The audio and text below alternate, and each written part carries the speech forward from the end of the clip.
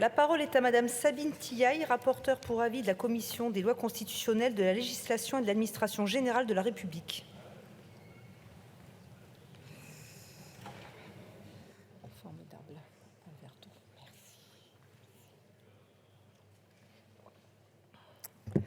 Madame la Présidente, Monsieur le Ministre, Mesdames les ministres, Madame et Monsieur les rapporteurs, Monsieur les présidents des commissions, excusez-moi, chers collègues, un chapitre important de la LPM est consacré à la sécurité des systèmes d'information. La menace cyber est protéiforme, en constante évolution et en augmentation, tant qu'en France qu'à l'échelle mondiale. Alors, les attaquants ne sont plus seulement des hackers isolés, mais des acteurs industriels capables de cibler des secteurs d'activité entiers et de s'attaquer au fonctionnement de nos institutions. Le rapport d'Annecy sur l'état de la cybermenace en 2022 relève le nombre élevé d'attaques subies par les acteurs institutionnels et économiques en France, avec 831 attaques traitées au cours de l'année écoulée. Le rapport souligne également que si les attaques de rançongiciel contre les opérateurs régulés, publics ou privés ont diminué, la menace cyber s'est déplacée vers des entités bien moins protégées, telles que les collectivités territoriales, les hôpitaux et les petites et moyennes entreprises que nous devons protéger.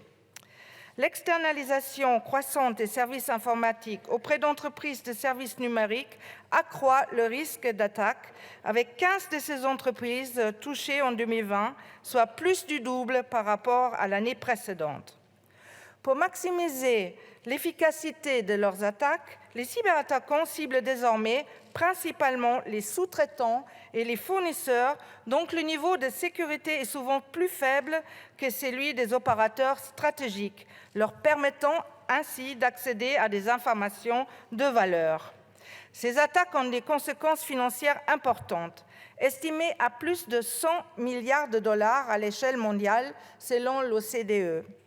Elles perturbent la continuité du service public et compromettent la confidentialité des données personnelles des patients dans les hôpitaux, par exemple.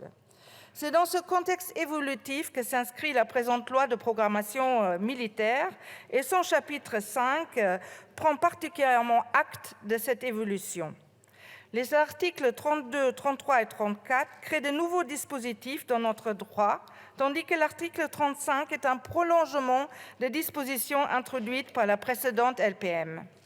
L'article 32 permet à l'ANSSI, en cas de menace susceptible de porter atteinte à la sécurité nationale, de prescrire plusieurs mesures graduelles affectant les noms de domaine, en particulier leur blocage ou suspension. Aux fins de détection et de caractérisation des attaques informatiques, l'article 33 permet aux agents de l'ANSSI d'être destinataires des données techniques non identifiantes enregistrées sur les serveurs de fournisseurs de systèmes de résolution de noms de domaine.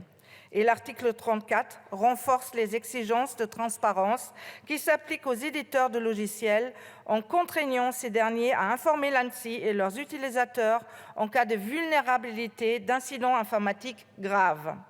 Enfin, l'article 35 prévoit plusieurs dispositions visant à renforcer les capacités de détection des cyberattaques et l'information des victimes. En particulier, il permet à l'ANSSI, en cas de menace grave sur les systèmes d'information des autorités publiques et des opérateurs stratégiques, de mettre en œuvre des dispositifs de recueil de données.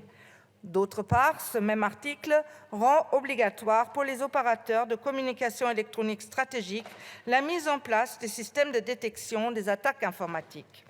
Alors, 91 amendements ont été discutés en commission des lois et 46 d'entre eux ont été adoptés, provenant de l'ensemble des groupes parlementaires qui ayant souhaité amender le texte. Il en résulte un texte qui me paraît aujourd'hui plus clair et équilibré, sans avoir rien perdu de son utilité opérationnelle. Un seul curseur nous a guidés dans l'examen de ces 4 articles. L'équilibre nécessaire entre le respect de nos libertés fondamentales, les intérêts de la sécurité nationale et la préservation des intérêts de nos entreprises françaises. Je vous invite donc, mes chers collègues, à voter largement ces articles nécessaires à la protection de nos intérêts nationaux, tels qu'amendés par la commission des lois. Et il est toujours beaucoup plus difficile de garder un équilibre, de mettre le curseur au milieu, que d'avoir des opinions très tranchées sur un ou l'autre aspect. Merci. Je vous remercie.